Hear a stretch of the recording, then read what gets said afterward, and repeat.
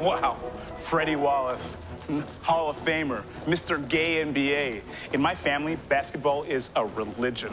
Also, Catholicism. That's actually the main one. The game was that Richard would talk faster than he would think, catch up to himself, and then like have a sidebar because that made him think of something else. You know, information. Side note.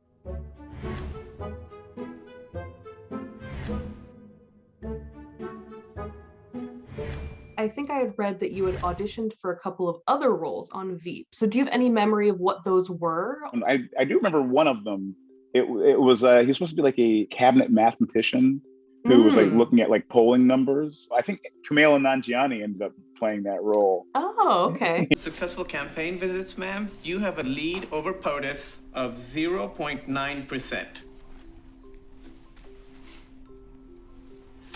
But that's not even a percentage.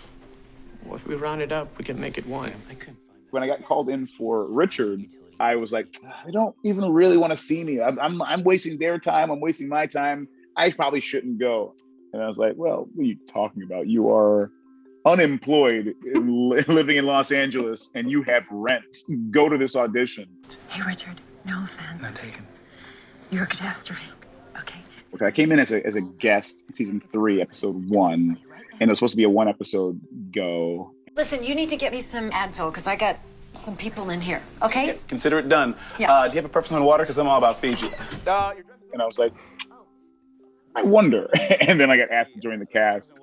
When did you personally feel like, oh, I'm part of the fabric of this show? My first season as a regular. This door is the Oval Office.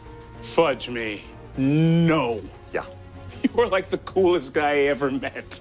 And then when he's in the White House and like kind of going through and like sort of Richard is like in the mix, like I can see where he fits in this, you know? Is there a way to change Doyle's music without screwing up the lights? Oh, absolutely. Great. Well, I'm not sure, but positivity is the first step. How did you craft your line deliveries for Richard? In my first day of filming on Veep, I was talking to Julia in the trailer, and she was like, you know, you talk really fast. I was like, oh, sorry. She's like, no, use that. And I was like, oh, okay. You have a doctorate? 2.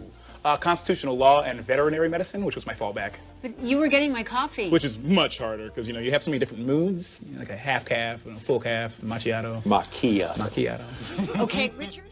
You guys would get the scripts and then put the scripts aside and sort of improv lines. I'm wondering if there are any that you remember now that you had for Richard that you still hold on to as like, that was great? Like I improvised that line, what's your favorite Robert De Niro movie? Amy, what are your top 5 favorite De Niro movies? And you can't say Meet the Parents, because that's automatically number 1. My favorite that is quoted a lot in our home is that you're trying to get the handle on your dad's email. Yes.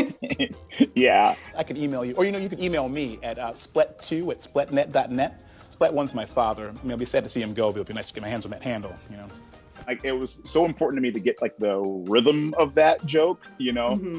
You know, I grew up on The Simpsons, and like they would do jokes like that. Pieces of it would just keep on feeding. My favorite Simpsons line is they're going to Itchy and Scratchy Land, and they're like, "Welcome to Itchy and Scratchy Land, a place where nothing can possibly go wrong." Possibly go wrong. That's the first thing that's ever gone wrong. We're now approaching our final destination, Itchy and Scratchy Land, the amusement park of the future where nothing can possibly go wrong. Possibly go wrong. That's the first thing that's ever gone wrong. Seems like there are a lot of different ways to see Richard. I'm wondering for you, who was the true Richard Splett? Richard was an optimistic, sort of like subtle genius. Ninth Circuit Court of Appeals ruled in Crowley v. Nevada that you don't have to recount the paper audit trails in local elections. Who believed in the power of government to do good and believed that all people who were involved with it must be also inherently good for wanting to help people. Sir, can I ask you how you're going to vote today? No. Is that no as in I can't ask you, or no as in? What did you learn about yourself through playing Richard?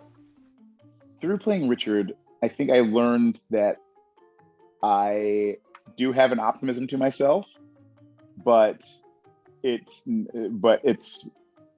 a human and acceptable level of one. You know what I mean? This video is presented by the first ever Toyota Corolla Cross.